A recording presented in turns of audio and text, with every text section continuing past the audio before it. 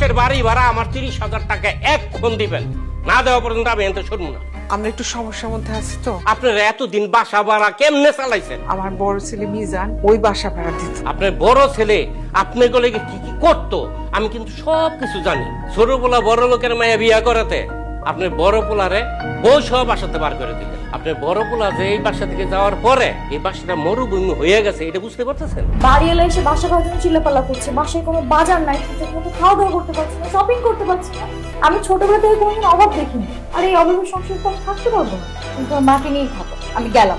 তাই না, আমার কথা শুনো। বৌমা, ভাবি ভাবি ভাই সালাম আলাইকুম।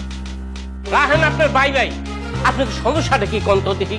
গত মাসের ভাড়াটাও আমার বাকি রয়েছে, বললেন এই মাসের 5 তারিখে 2 মাসের ভাড়া একসাথে দিবেন। আজকে 20 তারিখ পার হয়ে যেতেছে, ভাড়ার নামে কোনো খবরই নাই।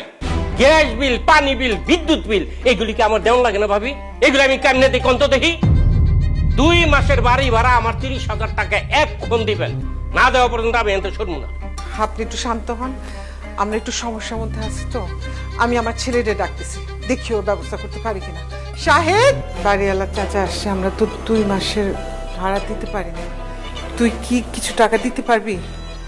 মা কি বলতেছো? আমার কাছে তো কোনো টাকা পয়সা নেই, তাছাড়া আমি তো বেকার, কোনো ইনকামও করি না। আমি কিভাবে দিব বলো?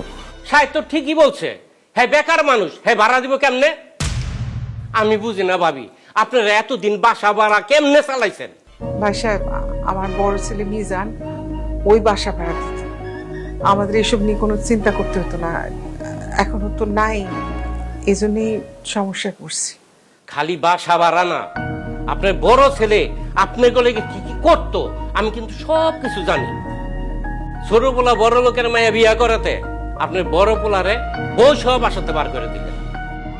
ভাবি, আপনার বড় পোলা যে এই বাসা থেকে যাওয়ার পরে এই বাসাটা মরুভূমি হয়ে গেছে, এটা বুঝতে পারতেছেন? যাই হোক, এটা আপনাকে সংসারের ব্যাপার, এটা নিয়ে আমি মাথা ঘামাইতে চাই না। আমি বুঝা ফেলাইছি আপনারা বাসা ভাড়া দিতে পারবেন না, বারণ আমার বাসাতে বারণ। চাচা চাচা, আপনি আমাকে বের করে দিয়ে না চাচা। চাচা, আমার আমার আমার শ্বশুর অনেক বড় লোক চাচা। আমি আমার শ্বশুরের কাছে টাকা নিয়ে এসে তারপরে বাড়ি ভাড়াটা দিয়ে দেবো না চাচা। আচ্ছা ঠিক আছে, 2 দিন সময় দিলাম।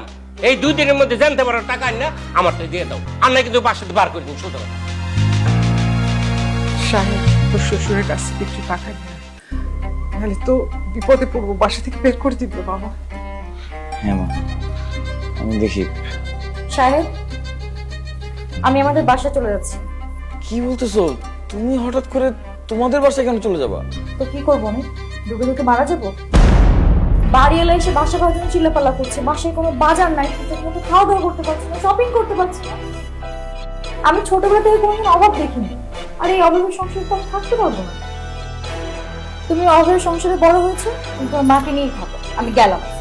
তাই না, আমার কথা শুনো। বৌমা, মা, ডায়না তো চলে গেল এখন।